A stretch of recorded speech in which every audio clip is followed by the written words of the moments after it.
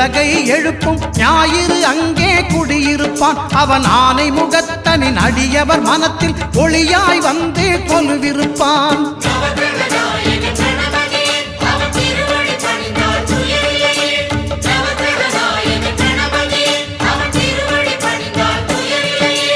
ஒன்பது கோளும் ஒன்றாய் காண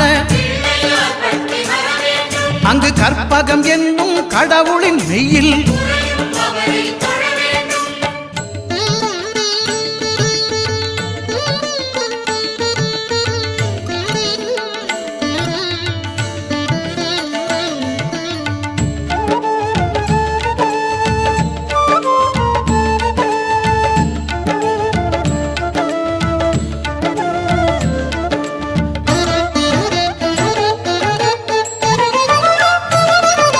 திங்கள் பகவான் திருமுகம் காண